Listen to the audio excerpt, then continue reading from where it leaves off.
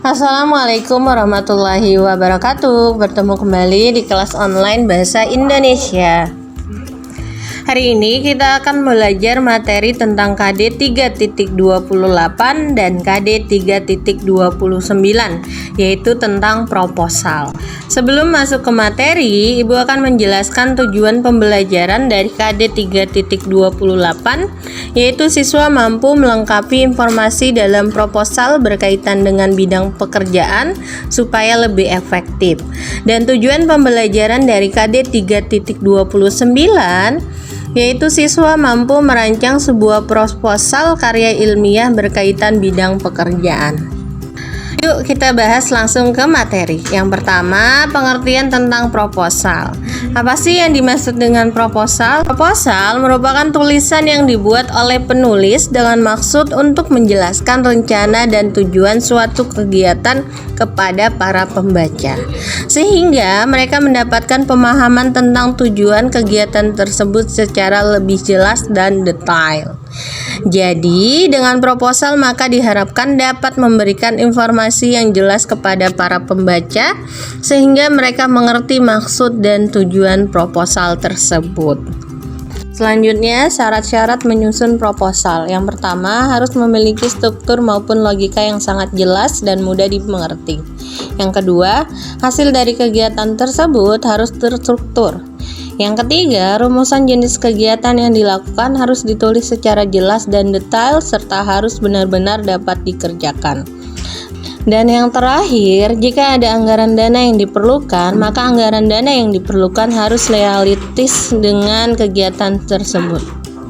Nah, fungsi proposal untuk apa aja sih? Yang pertama, untuk melakukan penelitian yang ada kaitannya dengan sosial, budaya, ekonomi, dan lain sebagainya. Fungsi yang kedua yaitu dapat digunakan untuk mengajukan mendirikan suatu usaha. Fungsi yang ketiga dapat digunakan juga untuk mengajukan tender dari berbagai macam lembaga. Dan yang terakhir, fungsinya dapat digunakan untuk mengadakan acara-acara kegiatan, misalnya seperti acara perayaan, seminar, pelatihan, dan perlombaan. Jenis-jenis proposal dibagi menjadi dua. Yang pertama, jenis proposal secara umum. Pada umumnya, proposal dibagi lagi ke dalam 4 jenis. Di antaranya, proposal bisnis merupakan proposal yang ada kaitannya dengan dunia bisnis atau usaha. Bisa juga yang berhubungan dengan bisnis kelompok atau perorangan, contohnya seperti proposal pendirian badan usaha, tempat usaha, dan lain-lain. Yang B, proposal proyek merupakan proposal yang ada kaitannya dengan dunia pekerjaan. Umumnya berisi serangkaian rencana-rencana dalam usaha atau komersil. Contohnya seperti proposal proyek pembangunan suatu kantor.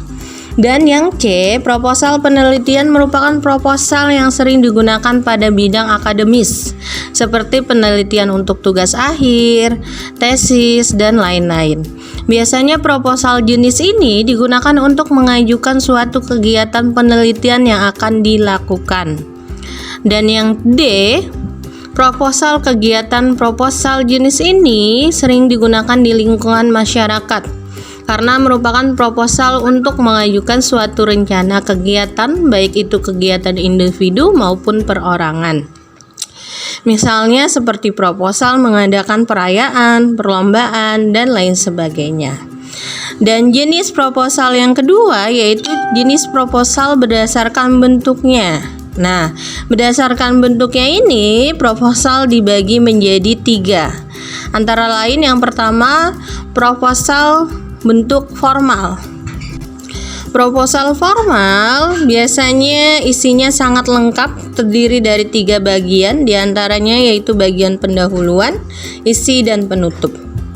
Bagian pendahuluan terdiri dari sampul, halaman judul, kata pengantar, ikhtisar, daftar isi, dan pengesahan atau permohonan. Sedangkan bagian isi itu sendiri terdiri dari latar belakang masalah, batasan masalah, tujuan, anggapan atau pemikiran dasar, metodologi penelitian, fasilitas, personalia, keuntungan, kerugian waktu, anggaran dana, dan lain sebagainya. Sedangkan untuk bagian penutup terdiri dari daftar pustaka, lampiran, dan lain-lain. Dan yang kedua yaitu proposal non formal. Proposal ini tidak seperti proposal formal yang lengkap. Biasanya disampaikannya hanya dalam bentuk surat.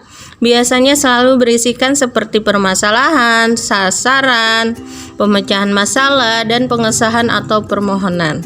Dan yang terakhir, bentuk proposal semi formal. Hampir sama seperti proposal non formal karena isinya tidak selengkap atau tidak memenuhi syarat-syarat proposal formal.